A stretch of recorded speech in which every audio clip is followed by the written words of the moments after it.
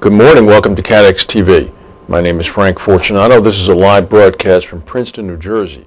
Today is Wednesday, December 2nd, 2009. It's 11:30 a.m. Eastern Standard Time in the U.S. It's 4:30 p.m. in London, 12:30 p.m. in Hamilton, Bermuda, and in Mexico City, it's 10:30 a.m. If you need to reach us during the broadcast, you can phone in toll-free at 1-866-67-CATEX.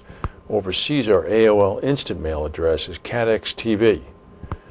Today's anniversary of note, this is the birthday of one of our founders, Samuel F. Fortunato, the former insurance commissioner of the state of New Jersey, as well as the former president of Metropolitan Life's Property and Casualty Company. He is 80 years old today. And yes, he is a relative of mine. Those of you who know me know which relative he is. We have some other news that came in as the issue was put to rest. The Secretary of the Treasury, Tim Geithner, is up on Capitol Hill right now, testifying in front of the Senate Banking Committee, talking about, actually the House Banking Committee, talking about the derivatives legislation that the House has passed and is considering now, moving on to the Senate. The Treasury Secretary is commending the Congress on the job well done and insisting that regulation is something very necessary. Also, there's a story that came out concomitant with Mr. Geithner's remarks from Europe, saying that European countries are now considering a common clearing system for derivatives. More on that probably tomorrow. And finally, even though this is not news, many people in the reinsurance industry are golfing oriented. I will go ahead and say it. Tiger Woods, just a few minutes ago, put a statement up on his own personal website apologizing to his fans, to his wife, and to his children for quote-unquote transgressions, and that he is not a perfect person, far from it, and he apologizes to his wife.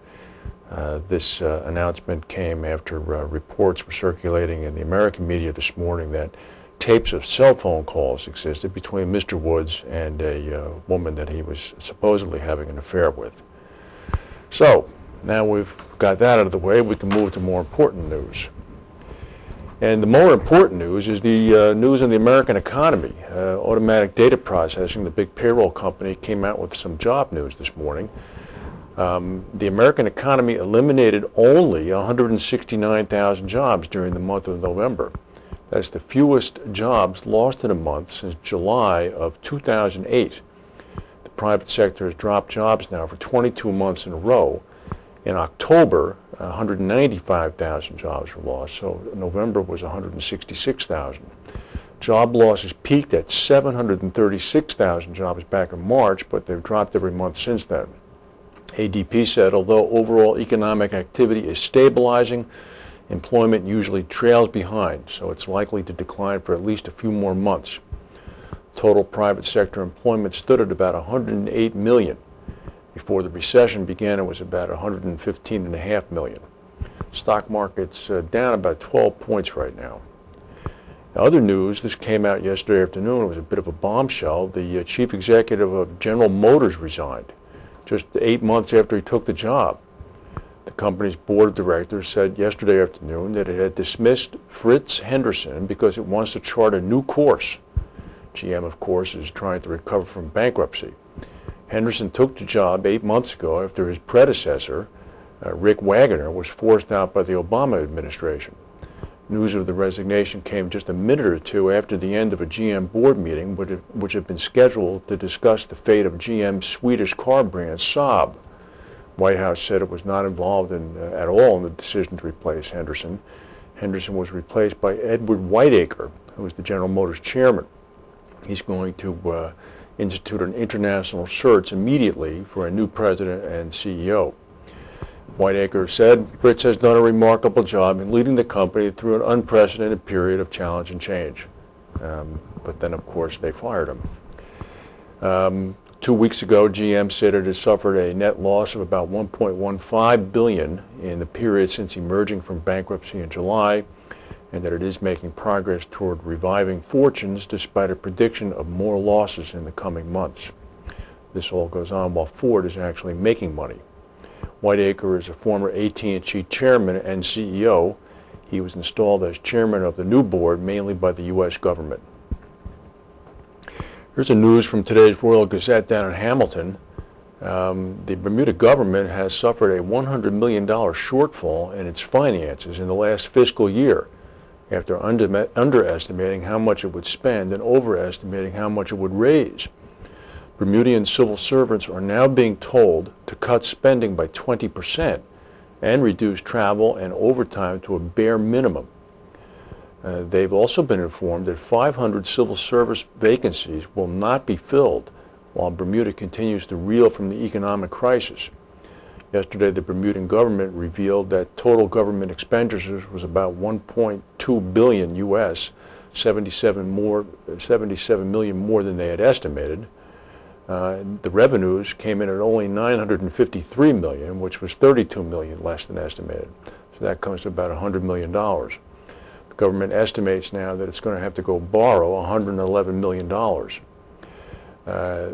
The government also overestimated its revenues again for the first quarter of 2009 and 2010 by some $20 million. Finance Minister Paula Cox said that Bermuda was suffering scars from the global recession, which will take a long time to heal. In a follow-up story from yesterday, Iran, the Islamic Republic of, freed 5 British sailors today. We reported yesterday that they had been seized when their yacht, the Kingdom of Bahrain, accidentally drifted into Iranian waters in the Persian Gulf. It had been there for a race from Bahrain to Dubai. The Revolutionary Guard said that they carried out an investigation and interrogation of the 5 British sailors, and it became clear that their illegal entry was a mistake, so they've been released.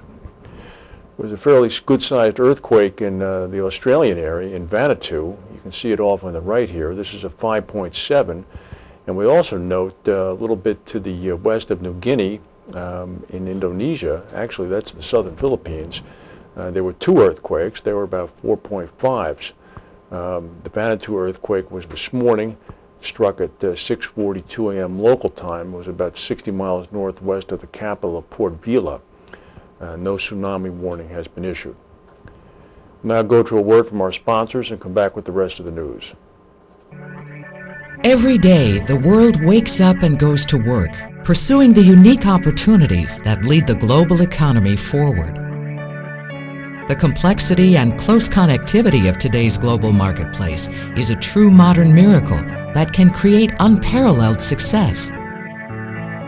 But it takes confidence, passion, innovation, and understanding. Enabling opportunity. Protecting capital. Engineering innovation.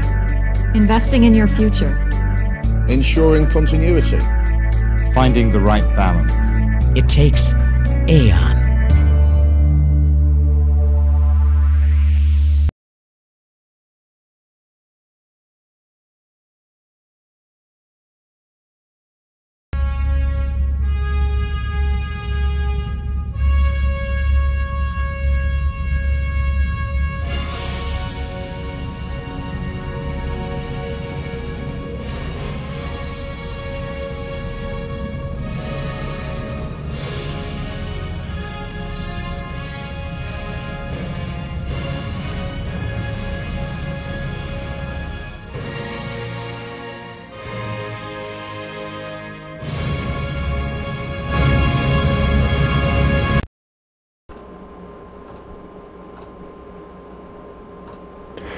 Well, somebody had to drop a dime and claim credit for the Russian train crash, and it came in today.